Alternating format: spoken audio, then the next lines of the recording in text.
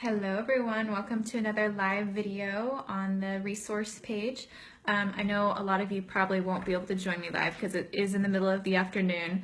I have something to do later tonight, so I can't log on then, but you can always watch the video back, and I will now be posting these on YouTube for you to access at any time.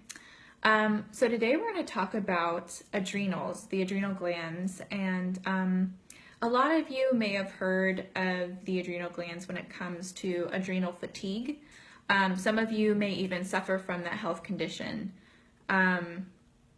Symptoms, for those of you who don't know, symptoms of adrenal fatigue can include fatigue, insomnia, coffee addiction, cravings for fatty food, salty, sugary foods, frequent illness because of a lowered immune function, anxiety, heart palpitations, poor memory, weight gain or weight loss, hair loss, and a lot of other symptoms. So it's definitely a pretty important issue, and one I wanted to unpack with this group because I know there is a lot of information out there and it can get confusing.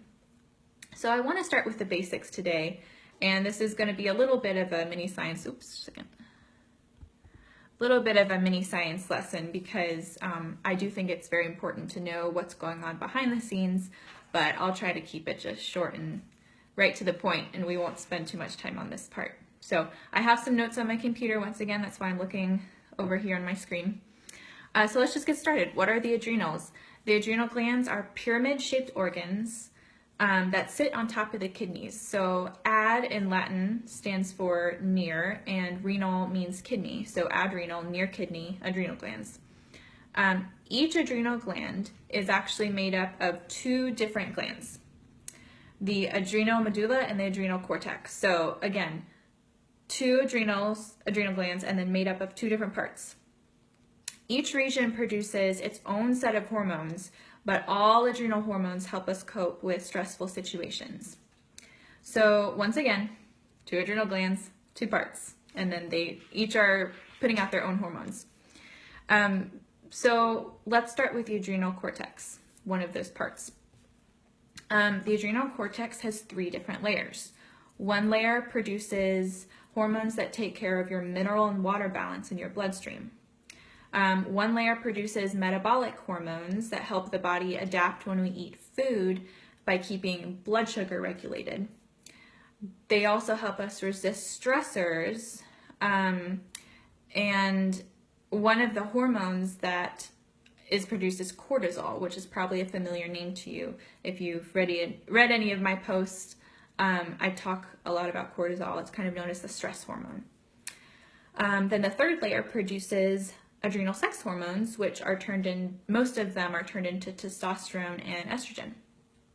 So that was the adrenal cortex, one of those two parts. And then the adrenal medulla, the other region, releases norepinephrine and epinephrine, which are fight or flight hormones that help us, they're released in times of stress. So that was a science lesson. That's all I'm going to say on that part. The follow-up question, though, is what happens when you experience a stressor? How do these actually take action and help us?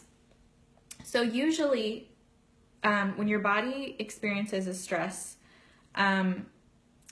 it's able to kind of balance the scales and get back to where it needs to be. Otherwise, I mean, we'd exercise and then we'd just be wiped out, or we'd drive in traffic and then never be able to recover if our body wasn't always constantly adjusting and balancing for us. So for instance, the adrenal cortex might help us by secreting hormones that increase blood volume and blood pressure to get nutrients to deliver nutrients under stress. Or maybe cortisol rises, which makes sure that energy is rerouted to whatever organs are deemed most necessary, like your muscles or your heart. So those are just two different examples. And that's a great thing for a short period of time. If you're exercising, you want energy going toward your muscles and your heart. But what happens if you're experiencing stress every day and your body can't appropriately adapt to it? That's where you experience a whole lot of issues. And that can happen to everyone, but it's especially extremely common in women. So I'll stop there today. That's all I have to say on that.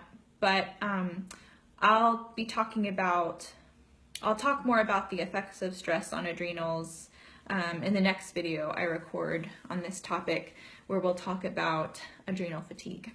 So anyway, hope that was helpful and hopefully informative. So I will repost this video, and again, I'll be posting on YouTube, so you can go back and listen again if you want. And if it helps, go look up a picture of what the adrenal glands look like, and then you can see what I'm talking about. 2 different parts, 2 different adrenals, 2 different parts, and then some different layers in there. So anyway, have a great day.